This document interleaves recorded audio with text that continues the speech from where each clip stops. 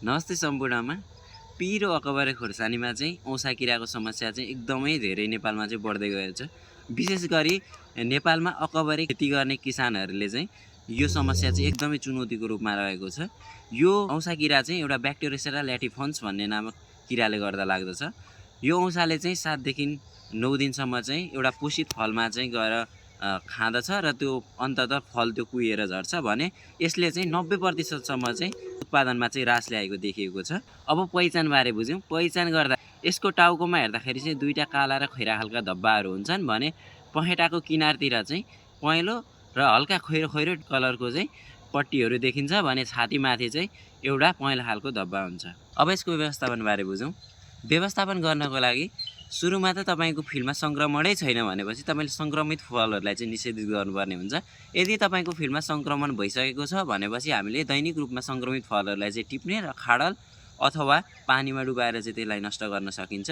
साथै हामीले यसमा चाहिँ खनजोतहरू गर्दा मलहरू प्रयोग गर्दा चाहिँ उचित रूपमा प्रयोग गर्नुपर्ने हुन्छ। खनजोत गर्दा चाहिँ एकदम गहिरो खनजोत गर्ने, मलहरूको चाहिँ उचित मात्रामा प्रयोग गर्ने, नाइट्रोजनको मात्रा चाहिँ बढी नहाल्ने र साथै हामीले यसमा प्रोटिन बेडहरूको पनि प्रयोग गर्न सक्छौँ। प्रोटिन बेड प्रयोग गर्नको लागि चाहिँ हामी ग्रेट फ्रुट फ्लाई लेयर भनेर चाहिँ बजारमा पाइन्छ, जसलाई चाहिँ हामीले 1 भागमा 2 भाग पानी मिसाएर चाहिँ हामीले प्रति रोपनी 7 देखि 9 वटा स्पोट बनाउने, जसमा चाहिँ हामीले 20 देखि 30 मिलिलिटर चाहिँ प्रयोग गर्न सक्छौँ।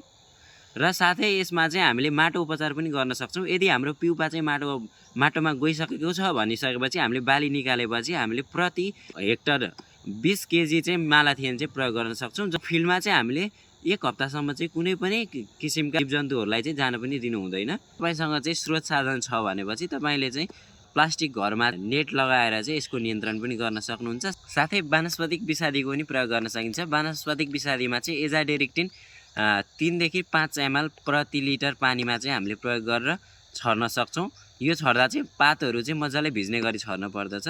साथै अन्ततः हामीले रासायनिक विषादीको पनि प्रयोग गर्न सक्छौँ। जस्तै मालाथियन 2 ml प्रति लिटर पानीमा चाहिँ 60 देखि 65 ग्राम चाहिँ भेली मिसाएर छर्यो भने अझै राम्रो चाहिँ व्यवस्थापन गर्न सकिन्छ। हामीले एभामेक्टिन पनि 1 ml प्रति लिटर पानीमा चाहिँ प्रयोग गर्ने, जसमा चाहिँ हामीले फेरि भेलीकै 60 देखि 65 ग्राम चाहिँ हामीले भेली मिसाएर छर्यौँ भनेपछि एकदमै राम्रोसँग नियन्त्रण हुन्छ। यो भेलीको काम भनेको चाहिँ किरालाई चाहिँ बोर्डतिर आकर्षण गर्नु हो। साथै हामीले विषादी छर्दै गर्दा सुरक्षाका साधनहरू पनि तपाईँहरूले प्रयोग गर्नुहोला। चस्मा, मास्क, ग्लोभ्स जस्ता इत्यादि सामानहरू। यति बेलासम्म भिडियो हेरेर साथ दिनुभएकोमा धेरै धेरै धन्यवाद। फेरि पनि नयाँ भिडियो लिएर आउँछु भन्दै बिदा चाहन्छु। हस्, धन्यवाद।